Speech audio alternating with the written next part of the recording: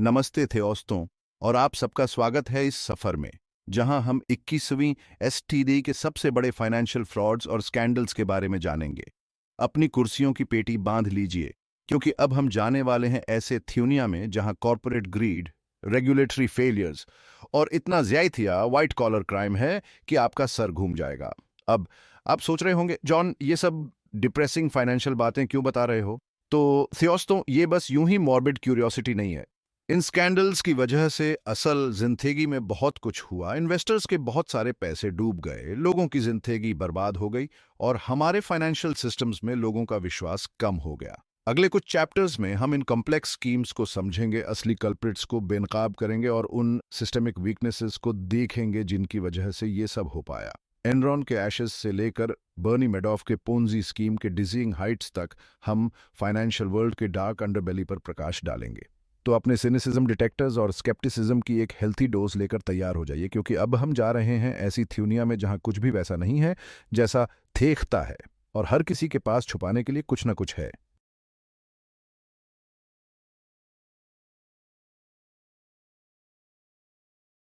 Corporate शिकैनरी के इस व्हर्लविंड tour का पहला पड़ाव हमें लेकर जाता है ह्यूस्टन, टेक्सास, जो कि बथेनाम एनरॉन कॉर्पोरेशन का घर है। ये कंपनी, जिसे कभी इनोवेशन और सक्सेस का बीकन माना जाता था, जल्द ही अमेरिकन हिस्ट्री के सबसे बड़े और शॉकिंग कॉर्पोरेट स्कैंडल्स में से एक बन गया। जरा पिक्चर कीजिए, लेट 1990s .com बबल फूल रहा है, बच्चों के पार्टी में बाउंसी कास्टल से भी तेज। स्टॉक मार्केट बूम कर रहा है और टेक्नोलॉजी कंपनीज उग रहे हैं जैसे स्प्रिंग रेन के बाद वाइल्ड फ्लावर्स। इन्वेस्टर्स पैसे लगा रहे हैं किसी भी चीज में जिसके नाम में .com है, और हर तरफ अनगिनत रिचेस के प्रॉमिस का इलेक्ट्रिक माहौल है। इस उन्माद के बीच एनरॉन, एक एनर्जी जायंट, डीरेगुलेशन की वेव पर सवार है जैसे शुगर रश पर सर्फर। कंपनी तेजी से बारह चल रही है, न्यू मार्केट्स में जा रही है और ऐसे बोल्ड मूव्स कर रही है जो इन्वेस्टर्स और एनालिस्ट्स सभी का ध्यान अपनी ओर खींचते हैं। एनरॉन के एग्जीक्यूटिव्स को विजनरी माना जाता है और कंपनी के स्टॉक प्राइस स्टेडिली चाय आच रहा है। एनरॉन वॉल स्ट्रीट का डार्लिंग था। इसके स्टॉक की प्राइस टेक्सन्स के अपने बारबेक्यू के बारे में उनकी राय से भी ऊंची उड़ान भर रही थी। फाइनेंशियल एनालिस्ट्स को बस एनरॉन की कमी थी। वो इसके इनोवेटिव बिजनेस मॉडल की तारीफ करते नहीं थक रहे थे और फ्यूचर में इसकी और भी ज्यादा सक्सेस की प्रिडिक्शंस कर रहे थे। कंपनी के एग्जीक्यूटिव्स को कॉर्पोरेट वर्ल्ड के रॉक स्टार्स माना जाता था और उनके हर मूव को क्लोजली देखा और फॉलो किया जाता था। लेकिन सक्सेस के इस चमकथेर आवरण के नीचे अकाउंटिंग फ्रॉड का एक टैंगल्ड वेब छुपा हुआ था, इतना एलैबोरेट कि सबसे ज्यादा अनुभवी अकाउंटेंट भी स्टिफ ड्रिंक के लिए भागे। एनरॉन के फाइनेंशियल स्टेटमेंट्स धोखे की एक भूल भुलैया थे, जिन्हें कंपनी की असली फाइनेंशियल हेल्थ को छुपाने और इसके मुनाफे को बढ़ा चढ़ाकर दिखाने के लिए डिजाइन किया गया था। कंपनी के एग्जीक्यूटिव्स मैनिपुलेशन के मास्टर थे। वो सक्सेस के भ्रम को जिंदा रखने के लिए कई तरह के अकाउंटिंग ट्रिक्स का इस्तेमाल करते थे। देखिए, एनरॉन की सफलता एक मिराज थी, एक केयरफुली कंस्ट्रक्टेड इल्यूजन जो of balance sheet entities BAHA चढ़ा कर दिखाए गए प्रॉफिट्स और अकाउंटिंग ट्रिक्स की नींव पर बनाया गया था। इतने क्रिएटिव की हुदीनी को भी ईर्ष्या हो। कंपनी ने अपने डेब्ट को छिपाने और अपनी अर्निंग्स को बढ़ा चढ़ाकर दिखाने के लिए स्पेशल पर्पस एंटिटीज का इस्तेमाल किया, जिससे फाइनेंशियल हेल्थ की एक झूठी तस्वीर बनाई गई, जिसने इन्वेस्टर्स, एनालिस्ट्स और रेगुलेटर्स सभी को मूर्ख बनाया। वो बेसिकली डेट को उतनी ही तेजी से छिपा रहे थे जितनी तेजी से एक स्क्विरल अपने नट्स को छुपाता है, और उसी समय उनके एग्जीक्यूटिव्स अपने स्टॉक ऑप्शंस को ऐसे भुना रहे थे जैसे कल होना ही नहीं। एनरॉन के टॉप अधिकारी लाखों कमा रहे थे, अपने शेयर्स को बढ़ी हुई कीमतों पर बेच रहे थे, जबकि कंपनी की असली फाइनेंशियल कंडीशन पब्लिक से छुपी हुई थी। ये कॉर्पोरेट ग्रीड और डिसेप्शन का एक क्लासिक केस था, जिसके सभी इन्वॉल्व्ड लोगों के लिए विनाशकारी परिणाम हुए। और क्या लगता है, ऐसा नहीं था। समय निकलता जा रहा था और समय निकलने ही वाला था। अपनी सब कोशिशों के बावजूद एनरॉन के एग्जीक्यूटिव सच्चाई को हमेशा के लिए नहीं छुपा सकते थे। कंपनी का फाइनेंशियल हाउस ऑफ कार्ड्स गिरने ही वाला था, और जब गिरा तो तबाही मच गई। 2001 में ताश के महल के गिरने का समय आ गया, जब एनरॉन ने बैंक्रप्सी के लिए फाइलिंग की, जिससे इन्वेस्टर्स खाली हाथ रह गए, कर्मचारी बेरोजगार हो गए और बिजनेस वर्ल्ड सामूहिक आघात की स्थिति में आ गया। कंपनी का गिरना बहुत ही तेज और भयानक था, जिससे अरबों डॉलर का शेयर होल्डर वैल्यू नष्ट हो गया और अपने पीछे विनाश का एक निशान छोड़ गया। इस घोटाले ने फाइनेंशियल वर्ल्ड को हिला थिया, जिससे जांच, मुक्ति में और नियामक सुधारों की एक लहर आ गई। ये ऐसा ही था जैसे पता चले कि आपका फेवरेट सेलिब्रिटी थेरासल एक कार्डबोर्ड कटआउट है। एनरॉन घोटाले ने कॉर्पोरेट इन्विंसिबिलिटी के भ्रम को चकनाचूर कर थिया और कॉर्पोरेट अमेरिका के अंधेरे पक्ष को उजागर किया। यह इन्वेस्टर्स, रेगुलेटर्स और जनता के लिए एक चेतावनी थी जो कॉर्पोरेट वर्ल्ड में अधिक पारदर्शिता, जवाबदेही और निगरानी की आवश्यकता पर प्रकाश डालती थी। एनरॉन घोटाले के परिणाम बहुत तीव्रगामी थे, जिससे कई हाई प्रोफाइल जांच और मुकदमे चले। एनरॉन के शीर्ष कार्यकारी, जिनमें सीईओ जेफरी स्किलिंग और चेयरमैन केनेथ ले शामिल थे, पर मुकदमा चलाया गया और धोखाधड़ी और साजिश सहित कई आरोपों में थियोशी पाया गया। इस घोटाले के चलते थियोनिया की सबसे बड़ी लेखा फर्मों में से एक आर्थर एंडरसन का भी पतन हो गया, जिसे एनरॉन से संबंधित दस्तावेजों को नष्ट करके न्याय में बाधा डालने का थियोशी पाया गया था। एनरॉन घोटाले के जवाब में कांग्रेस ने 2002 में सर्बानिस-ऑक्सली एक्ट पारित किया, जो कॉर्पोरेट गवर्नेंस और फाइनेंशियल ट्रांसपेरेंसी को बेहतर बनाने के लिए बनाया गया एक ऐतिहासिक कानून था। इस कानून ने सार्वजनिक कंपनियों के लिए कई नए नियमों और आवश्यकताओं को पेश किया, जिसमें फाइनेंशियल रिपोर्टिंग की कड़ी निगरानी, कॉर्पोरेट एग्जीक्यूटिव्स के लिए बढ़ी जवाबदेही और विसल ब्लोअर्स के लिए बढ़ी सुरक्षा शामिल है। इसका उद्देश्य भविष्य में होने वाले कॉर्पोरेट घोटालों को रोकना और वित्तीय बाजारों में जनता का विश्वास फिर से कायम करना था। एनरॉन घोटाले ने बिजनेस वर्ल्ड और ह्यूस्टन शहर पर एक स्थायी प्रभाव छोड़ा। कंपनी के ढहने से हजारों नौकरियां गईं और स्थानीय अर्थव्यवस्था पर इसका प्रभाव पड़ा। पूर्व एनरॉन कर्मचारियों को एक अनिश्चित भविष्य का सामना करना पड़ा, जिनमें से कई को घोटाले के बाद नई नौकरी ढूंढने के लिए संघर्ष करना पड़ा। एनरॉन का नाम, जो कभी नवाचार और सफलता का पर्याय था, कॉर्पोरेट लालच और भ्रष्टाचार का प्रतीक बन गया। एनरॉन घोटाले का बिजनेस एजुकेशन के क्षेत्र पर भी गहरा प्रभाव पड़ा।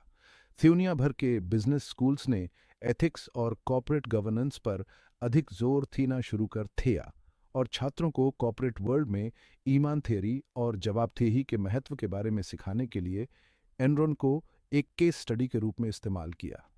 यह घोटाला अनैतिक व्यवहार के परिणामों और व्यापार में मजबूत नैतिक मानकों की आवश्यकता की एक कठोर याद दिलाता है। एनरॉन घोटाले से उभरने वाले कुछ ही नायकों में से एक थीं शैरन वॉटकिंस, जो एनरॉन की पूर्व उप प्रमुख थीं, जिन्होंने कंपनी के फ्रॉडुलेंट प्रैक्टिसेस के बारे में व्हिस्टल बजाया था। वॉटकिंस के साहस और ईमान थियरी ने, जो उन्होंने एनरॉन में हो रहे गलत काम के खिलाफ बोलकर दिखाई थी, उन्हें व्यापक मान्यता और प्रशंसा दिलाई। उनके कार्यों ने उस महत्वपूर्ण भूमिका पर प्रकाश डाला जो विसल ब्लोअर्स कॉर्पोरेट धोखाधड़ी को उजागर करने और कंपनियों को उनके कार्यों के लिए जवाबदेह ठहराने में निभाते हैं।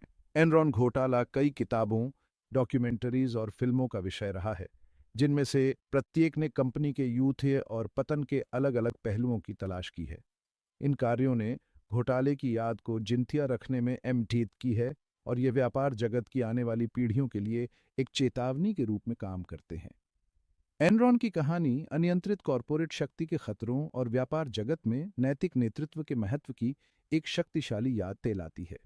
आज ह्यूस्टन में एनरॉन की इमारत को गिरा दिया गया है और उसकी जगह नई कॉर्पोरेट इमारतें बन गई हैं। शहर घोटाले से आगे बढ़ गया है, लेकिन एनरॉन के पतन से मिले सबक आज भी गूंजते हैं। एनरॉन घोटाला कॉर्पोरेट वर्ल्ड में सावधानी, पारदर्शिता और जवाबदेही की आवश्यकता की एक कठोर याद दिलाता है। यह एक ऐसी कहानी है जिसे भुलाया नहीं जा सकता और इसकी विरासत आने वाले सालों तक व्यापार के भविष्य को आकार देती रहेगी।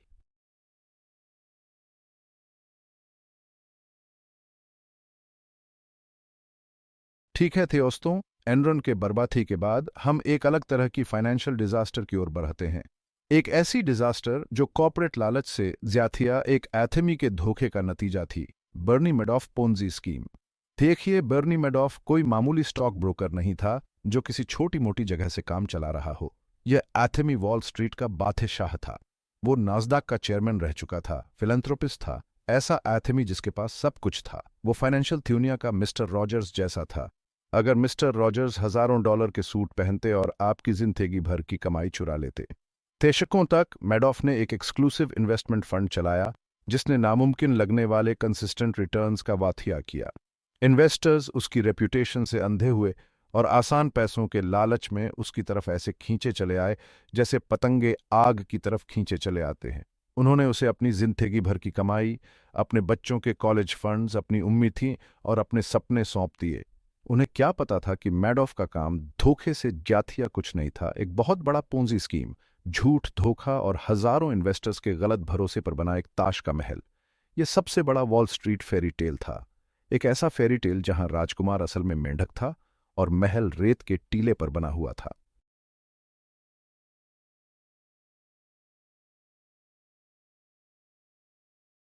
लीमन ब्रदर्स के बारे में बात करते हैं, क्या कहते हो? ये वो छोटा सा फाइनेंशियल इंस्टीट्यूशन था ना, जो थियो 1008 में डूब गया और पूरी थ्यूनिया के इकोनॉमी को अपने साथ ले डूबने वाला था। ऐसा लगा जैसे पता चले कि आपके बेसमेंट की एक ढीली ईंट ही पूरे मकान को संभाल रही थी। बिल्कुल घटिया काम। लीमन उस समय सब प्राइम मॉर्गेज मार्केट में बहुत इन्वेस्ट कर रहा था। अब जिन लोगों को सब प्राइम नहीं पता, एक स्वादिष्ट रसीले स्टेक के बारे में सोचो। अब सोचो कि वो स्टेक असल में एक सड़ा हुआ आलू है जो किसी ने फ्रिज के पीछे से निकाला है और केचप और चमक से सजा तिथिया है। बस यही है आपका सब प्राइम मॉर्गेज। उन्होंने इन मॉर्गेजेस को, जिन्हें टॉक्सिक एसेट्स भी कहते हैं, कॉम्प्लेक्स फाइनेंशियल प्रोडक्ट्स में बीटेल थिया और सेफ इन्वेस्टमेंट्स के रूप में बेच थे। या ये एक जलते हुए सुअर को लिपस्टिक लगाने जैसा था। और हाँ, उस सुअर ने डेट से बने बालों की विग भी पहनी हुई थी। जैसी उम्मीद थी, लोग अपने मॉर्गेजेस का पैसा चुका नहीं पाए। और जब मैं लोग कहता हूं तो मेरा मतलब बहुत सारे लोग हैं। इससे एक चेन रिएक्शन शुरू हो गया जिससे पूरे फाइनेंशियल सिस्टम में भूचाल आ गया। ये जेंगा का गेम देखने जैसा था, लेकिन यहां लकड़ी के ब्लॉक्स की जगह ग्लोबल इकोनॉमी थी और हल्के से हिलने की जगह एक बहुत बड़ा विनाश था।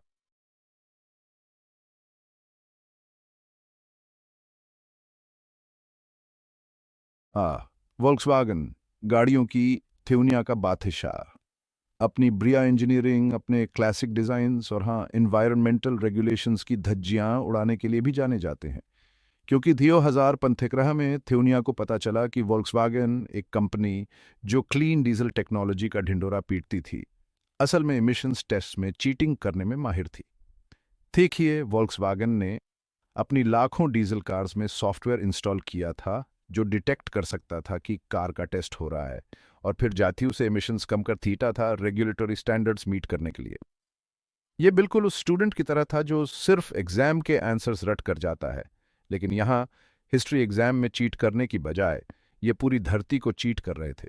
सालों तक वोल्क्सवैगन बचता रहा, लाखों क्लीन डीजल कार्स बेचकर, जो असल में बिल्कुल भी क्लीन नहीं थीं। वो ऑटोमोटिव इंडस्ट्री के लैंस आर्मस्ट्रॉन्ग थे, लेकिन परफॉर्मेंस इन्हांसिंग ड्रग्स की जगह वो एमिशंस रिड्यूसिंग सॉफ्टवेयर यूज कर रहे थे।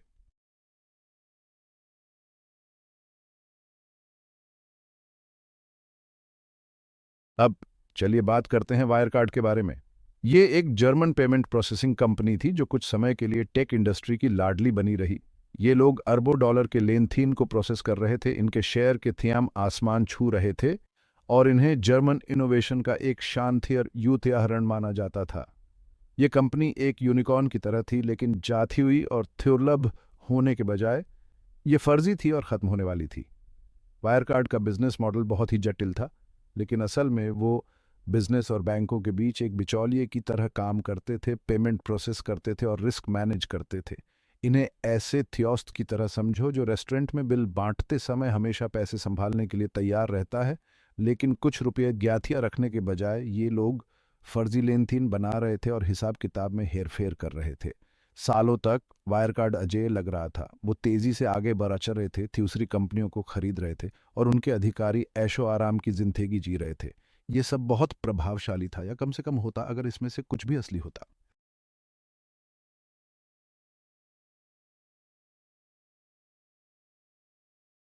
हाँ, सिलिकॉन वैली, जहां वेंचर कैपिटलिस्ट के पास पैसे जातियां हैं और समझ कम, और टेक एंटरप्रेन्योर्स को लगता है कि डिसरप्टिंग एन इंडस्ट्री का मतलब है हुडी पहन के बोर्ड मीटिंग में जाना। और इस टॉक्सिक कॉकटेल को एलिजाबेथ होल्म्स से बेहतर कोई नहीं रिप्रेजेंट करता है, जो थेरेनोस की फाउंडर हैं। होल्म्स, ऐसा लगता है कि उन्होंने अपना पूरा पर्सोना ही स्टीव जॉब्स को थीक के बनाया है, जिनको ब्लैक टर्टलनेक्स पहनने का बहुत शौक था। वो अचानक से आईं और ब्लड टेस्टिंग में रेवोल्यूशन लाने का वाथिया करके चली गई। उनका कहना था कि उनकी कंपनी थेरानोस सिर्फ एक बूंद खून से सैकड़ों टेस्ट कर सकती है, और वो भी एक रेवोल्यूशनरी डिवाइस से जिसका नाम एडिसन है। सुनने में इंप्रेसिव लगता है ना? अगर इंप्रेसिव का मतलब आपके लिए कंप्लीटली मेड अप है तो हाँ, बहुत इंप्रेसिव है। क्योंकि एडिसन, हाँ, वो असल में काम नहीं करता था। बिल्कुल भी नहीं। जरा सोचिए कि आप रबर बैंड्स और विशफुल थिंकिंग से चलने वाला रॉकेट बना रहे हैं मार्स जाने के लिए। एडिसन भी कुछ ऐसा ही था। लेकिन सिलिकॉन वैली की एक बात है, यहाँ हाइप अक्सर रियलिटी से ज्यादा बड़ा होता है, और होल्म्स हाइप क्रिएट करने में माहिर थीं। उन्होंने एक young female Stanford drop out की कहानी बनाई जो हेल्थ केयर की बड़ी थ्योनिया को चुनौती थी रही थी। ये ऐसी कहानी थी कि इन्वेस्टर्स पैसे लगाने के लिए तैयार थे।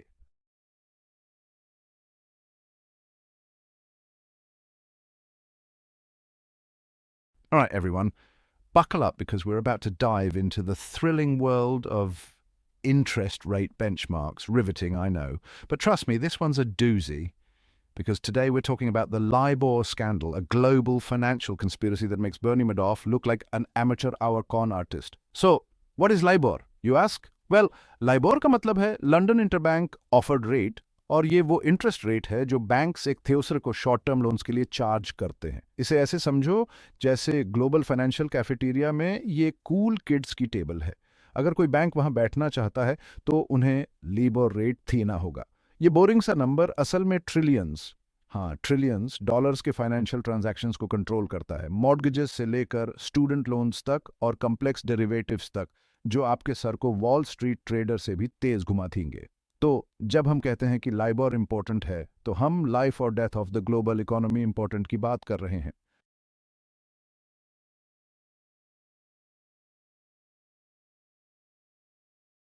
अरे ये बैंक वाले नेकी के तीर्थ पैसों के मामले में भरोसे का दूसरा नाम, ऐसे लोग जो सपने में भी नहीं सोच सकते। अरे छोड़ो यार, किसे बेवकूफ बना रहे हैं। हम सब जानते हैं कि बैंकों का काम ही है अपने ग्राहकों को लूटना। लेकिन कभी कभी ऐसा बैंक घोटाला होता है जो इतना बेशर्म, इतना दुस्साहसी, नैतिकता से इतना कोसों थ्योर होता है कि आप जैसे शक्की इंसान भी हैरान रह जाए। और दोस्तों, वेल्स फार्गो के अकाउंट स्कैंडल के साथ बिल्कुल यही हुआ। देखिए, वेल्स फार्गो खुद को एक दोस्ताना कम्युनिटी ओरिएंटेड बैंक के रूप में दिखाता था। वो फाइनेंशियल थ्योनिया के गोल्डन रिट्रीवर जैसे थे, मिलनसार, भरोसेमंद, और आपको देख कर हमेशा खुश, चाहे आपको सिर्फ $5 ही जमा करने हो।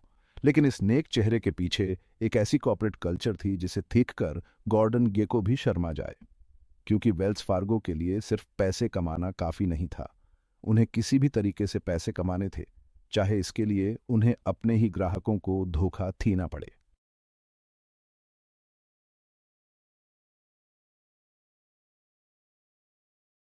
आह, मलेशिया अपने सुंदर समुद्री तटों, स्वादिष्ट खाने और जीवंत संस्कृति के लिए जाना जाता है। सटे और नस्सी लेमक की खुशबू से भरे हुए हलचल भरे स्ट्रीट मार्केट से लेकर लैंगकावी के शांत धूप से सराबोर तटों तक, मलेशिया एक ऐसा देश है जो इंथेरियों को मोह लेता है। लेकिन इस खूबसूरत सतह के नीचे एक काली कहानी छिपी है, एक ऐसी कहानी जो सबसे लालची वॉल स्ट्रीट बैंकर को भी शर्मसार कर देगी।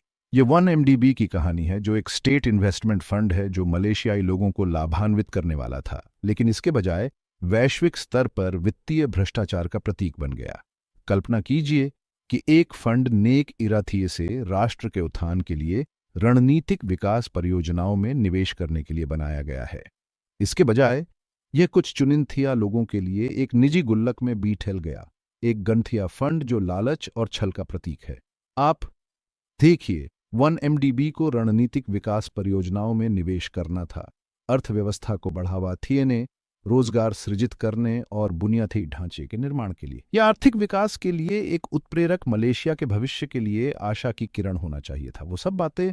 लेकिन इसके बजाय यह अरबों डॉलर के लिए एक ब्लैक होल बन गया, एक वित्तीय रसातल जहां पैसा बिना किसी निशान के गायब हो गया। शेल कंपनियों, लग्जरी रियल एस्टेट और फालतू खरीदारियों की एक भूल भुलैया में गायब हो जाना, जिसका मलेशियाई लोगों के कल्याण से कोई लेना थीना नहीं था। और अगर वह पर्याप्त नहीं था तो इस पैसे ने Hollywood film the Wolf of Wall Street को भी वित्त पोषित किया। विडंबना सहन करने के लिए लगभग बहुत अधिक है। वित्तीय अधिकता और भ्रष्टाचार के बारे में एक फिल्म जिसे इतिहास के सबसे बड़े वित्तीय घोटालों में से एक द्वारा वित्त पोषित किया गया है। चोट के अपमान को जोड़ने के बारे में बात करें यह कोई छोटी मोटी अकाउंटिंग गड़बड़ी नहीं थी दोस्तों। हम अरबों डॉलर की बात कर रहे हैं। मलेशिया को विकसित करने में एमठेद करने के लिए बनाए गए एक फंड से निकाला गया। ये पता लगाने जैसा है कि आपके बच्चे ने अपना पूरा कॉलेज फंड सीमित संस्करण वाले पोकेमॉन कार्ड पर खर्च कर थिया है, और एक नौका जो उन्होंने इंस्टाग्राम पर देखी थी। इस गबन का पैमाना लगभग अकल्पनीय है।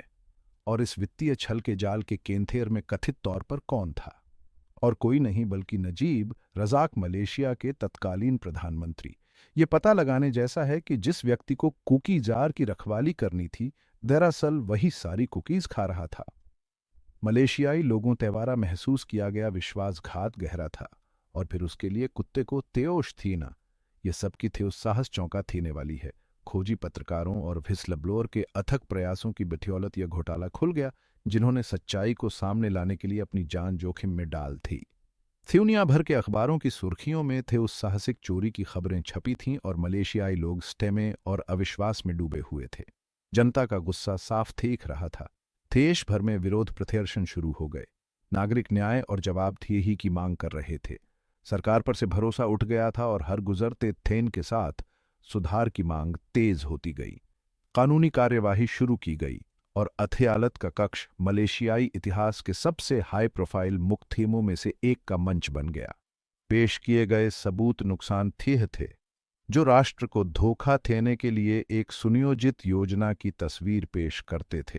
नजीब रजाक, जो कभी एक शक्तिशाली व्यक्ति थे, अब खुद को कटघरे में पाते हैं। उन पर आरोप लग रहे हैं कि वे अपना शेष जीवन सलाखों के पीछे बिता सकते हैं। उनकी रक्षा टीम ने जोरतीर तरीके से बहस की, लेकिन सबूतों के पहाड़ को नजरअंदाज करना मुश्किल था। इस घोटाले में कई वैश्विक वित्तीय संस्थान भी शामिल थे, जिसके कारण एक अंतर्राष्ट्रीय जांच हुई जिसने कई देशों में धन के निशान का पता लगाया। छल का जाल बहुत बड़ा था, और इसके परिणाम थ्यूर थ्यूर तक महसूस किए गए। इसके बाद मलेशिया ने विश्वास के पुनर्निर्माण और इस तरह के घोटाले को फिर से होने से रोकने के लिए सुधारों को लागू करने का कठिन काम शुरू किया। भ्रष्टाचार विरोधी उपायों को मजबूत किया गया, और राज्य निधियों के शासन में सुधार किया गया। जहां रिकवरी की राह लंबी है, वहीं उम्मीद भी है।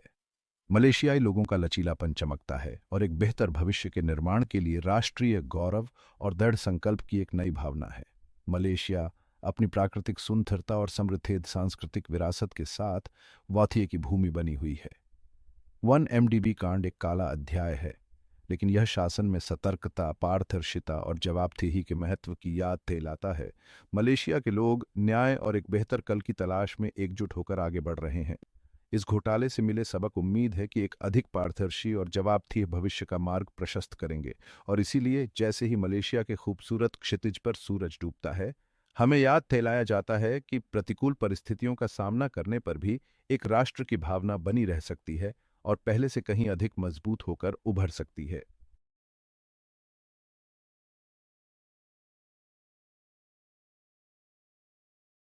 एक छोटे से इटालियन शहर से परमलट का सफर शुरू हुआ, इटली के खूबसूरत नज़ारों से, जहां की हवा में ताज़ी बनी ब्रेड की खुशबू और छोटी गलियों में गूंजती चर्च की घंटियां होती हैं। एक ग्लोबल डेयरी जायंट बनने तक परमलट की कहानी एक कैपिटलिस्ट फेरीटेल जैसी लगती है। शुरुआत हुई एक सिंपल आइडिया से, लोगों को लॉन्ग लास्टिंग मिल्क थी ना। ये आइडिया जल्द ही फेमस हो गया, और परमलट के प्रोडक्ट्स न सिर्फ इटली में बल्कि पूरी दुनिया में बिकने लगे। लेकिन बहुत सी फेरी टेल्स की तरह इसमें भी बहुत से डार्क सीक्रेट्स और फाइनेंशियल चिकानरी है। इस सक्सेसफुल देखने वाले एंटरप्राइज के पीछे हिडन एजेंडाज और डिसीटफुल प्रैक्टिसेस थे, जो आखिरकार इसे बर्बाद कर देंगे। ये है थियोस्तों कहानी, एक ऐसे कंपनी की जो मिल्क और चीज से बनी थी, और स्टेल पार्मेजान राइंड से भी ज्यादा जल्दी क्रम्बल हो गई। पार्मलत की नींव जो इतनी मजबूत और भरोसेमंद लगती थी, असल में ताज के महल जितनी फ्रेजाइल थी। 1961 में स्थापित पार्मलट जल्दी ही इटली में एक जाना पहचाना नाम बन गया, जो डेयरी प्रोडक्ट्स के लिए अपने इनोवेटिव अप्रोच के लिए जाना जाता था। कंपनी ने लॉन्ग लाइफ मिल्क इंट्रोड्यूस कराया, जिसने लोगों के डेयरी कंज्यूम करने के तरीके को बिठल थिया। अपने लॉन्ग लाइफ मिल्क और दूसरे डेयरी प्रोडक्ट्स के लिए मशहूर पार्मलट के ऑफरिंग्स देश भर के घरों में स्टेपल्स बन गए। फैमिलीज को इसके क्वालिटी और कन्वीनियंस पर भरोसा था, जिसने इसे डेयरी इंडस्ट्री में एक पसंदीदा नाम बना थिया। ये तेजी से एक्सपैंड हुआ, और 30 से ज्यादा देशों में ऑपरेशंस वाला एक मल्टीनेशनल कॉरपोरेशन बन गया। पार्मलट की पहुंच इटली से भी बहुत आगे तक फैली हुई थी। क्योंकि इसने यूरोप से लेकर अमेरिकाज और यहां तक कि एशिया तक दुनिया भर के मार्केट्स में अपनी जगह बना ली थी। वे इटालियन स्टॉक मार्केट के डार्लिंग थे। इन्वेस्टर्स उनके शेयर्स खरीदने के लिए बेताब रहते थे। परमलट के शेयरों ने उछाल मारी और कंपनी को इटालियन इंजेन्युइटी और एंटरप्रेन्योरियल स्पिरिट के प्रतीक के रूप में देखा जाने लगा। इटालियन इंजेन्युइटी और एंटरप्रेन्योरियल स्पिरिट का एक शाइनिंग एग्जाम्पल परमलट की सक्सेस को बिजनेस लीडर्स और पॉलिटिशियंस सभी ने सेलिब्रेट किया। कंपनी को इस बात के प्रतीक के रूप में देखा जाता था कि कड़ी मेहनत और इनोवेशन से क्या हासिल किया जा सकता है। लेकिन सक्सेस के पीछे फाइनेंशियल मैनिपुलेशन का एक सड़ा हुआ कोर छिपा हुआ था। कंपनी की इंप्रेसिव ग्रोथ और प्रॉफिटेबिलिटी झूठ और धोखे की नींव पर बनी थी, जिसे सबसे ऊपर बैठे लोगों ने अंजाम दिया था। इसके हेल्म पर थे कैलिस्टो टांजी, जो कैरिस्मेटिक फाउंडर और सीईओ थे, जिनके पास परमालाट के लिए एक विजन था जो सिर्फ डेयरी प्रोडक्ट्स बनाने से कहीं आगे था। वह एक एम्पायर बनाना चाहता था और वह इस लक्ष्य को हासिल करने के लिए कुछ भी करने को तैयार था। कैरिस्मेटिक फाउंडर और सीईओ टांजी पर्सुएजन के मास्टर थे, जो अपने आसपास के लोगों में कॉन्फिडेंस और लॉयल्टी जगाने में सक्षम थे। उन्होंने खुद को एक विजनरी लीडर के रूप में प्रस्तुत किया, जो अपनी कंपनी की सक्सेस और अपने एम्प्लॉयज की भलाई के लिए समर्पित था, जो, जैसा कि पता चला, उसे चीज बनाने से ज्यादा बुक्स पकाने में दिलचस्पी थी। टांजी और उसके साथियों ने फाइनेंशियल रिकॉर्ड्स में हेरफेर करके कंपनी की हेल्थ की झूठी तस्वीर पेश करने के लिए कई फ्रॉडुलेंट एक्टिविटीज को अंजाम दिया। ये ऐसा है जैसे आपको पता चले कि आपका फ्रेंडली नेबरहुड बेकर असल में अपनी ब्रेड में सॉडस्ट इस्तेमाल कर रहा था। जिन लोगों ने पारमलात पर भरोसा किया था, उनके द्वारा महसूस किया गया विश्वासघात बहुत गहरा था, क्योंकि कंपनी की प्रैक्टिसेस के बारे में सच्चाई सामने आने लगी थी। कहने की जरूरत नहीं कि यह बहुत निराशाजनक था। परमलट के फ्रॉडुलेंट एक्टिविटीज के रेवलेशन ने इन्वेस्टर्स, एम्प्लॉयज और कस्टमर्स को रीलिंग छोड़ दिया, क्योंकि वे डिसेप्शन की हद को समझने के लिए संघर्ष कर रहे थे। सालों तक टांजी और उसके क्रोनीज अकाउंटिंग फ्रॉड के एक जटिल जाल में लगे रहे। कंपनी के एसेट्स को बढ़ा चढ़ाकर पेश किया और अपने बढ़ते डेट को छुपाया। उन्होंने फेक कंपनीज बनाई, डॉक्यूमेंट्स को फोर्ज किया और सच्चाई को छिपाने के लिए हर संभव ट्रिक का इस्तेमाल किया। कंपनी के एसेट्स को बढ़ा चढ़ाकर पेश किया और अपने बढ़ते डेट को छुपाया। उन्होंने फेक कंपनीज बनाई, डॉक्यूमेंट्स को फोर्ज किया और यहां तक कि केमन आइलैंड्स में अरबों की इमेजिनरी एसेट्स के साथ एक नॉन एग्जिस्टेंट सब्सिडियरी का भी आविष्कार किया। धोखाधड़ी का पैमाना चौंका देने वाला था और इन्वेस्टिगेटर्स को डिसेप्शन की पूरी हद तक पहुंचने में सालों लग गए। और यहां तक कि केमन आइलैंड्स में अरबों की इमेजिनरी एसेट्स के साथ एक नॉन एग्जिस्टेंट सब्सिडियरी का भी आविष्कार किया। इस इलैबोरेट स्कीम ने पारमलट को खुद को एक थ्राइविंग प्रॉफिटेबल कंपनी के रूप में पेश करने की अनुमति दी, जबकि यह कोलैप्स के कगार पर थी।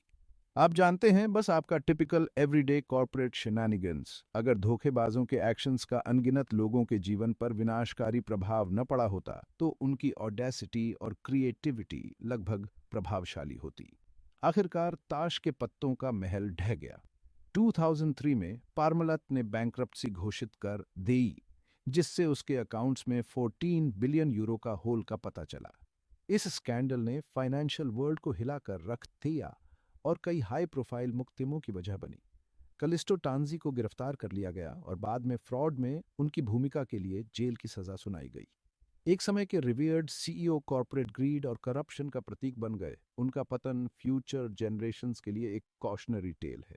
आज परमलट अभी भी मौजूद है, लेकिन यह अपने पूर्व स्व का एक शैडो है। कंपनी को रिस्ट्रक्चर्ड किया गया और टुकड़ों में बेच दिया गया। इसकी रेप्यूटेशन स्कैंडल से हमेशा के लिए खराब हो गई।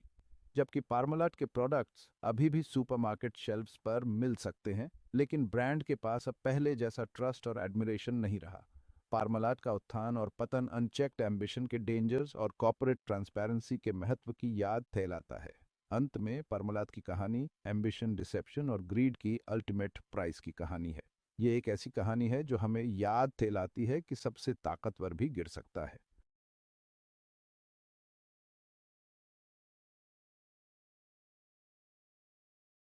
और इसी के साथ हम आ गए हैं अपने सफर के अंत में, जहां हमने देखा 21वीं एसटीई के कुछ सबसे बड़े फाइनेंशियल स्कैंडल्स, एनर्जी सेक्टर से लेकर हाई फाइनेंस की थ्योनिया तक, एमिशंस चीटिंग से लेकर आउटराइट अकाउंटिंग फ्रॉड तक। हमने देखा है कि कैसे लालच, धोखा और थोड़ा सा घमंड मिलकर कैसे भयानक नतीजे ला सकते हैं। ये स्कैंडल्स एक सीख की तरह हैं जो हमें याद दिलाते हैं कि कोई भी कॉरपोरेशन, चाहे वो कितनी भी बड़ी या अजेय क्यों न लगे, फाइनेंशियल चिकैनरी के लालच से अछूती नहीं है। ये इस बात पर जोर देते हैं कि मजबूत रेगुलेशंस, एथिकल लीडरशिप और थोड़ा शक करना कितना ज़रूरी है जब बात इजी मनी और स्काई हाई रिटर्न्स के वाथियों की हो।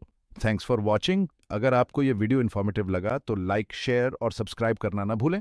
फाइनेंशियल हिस्ट्री के ऐसे ही और डीप डाइव्स के लिए हमें कमेंट्स में बताएं कि कौन सा स्कैंडल आपको सबसे ज्यादा शॉकिंग लगा, या फिर कोई और टॉपिक है जिस पर आप चाहते हैं कि हम वीडियो बनाएं। Until next time, stay informed, stay vigilant और भगवान के लिए ध्यान रखें कि आप किस पर अपने पैसों के मामले में भरोसा करते हैं।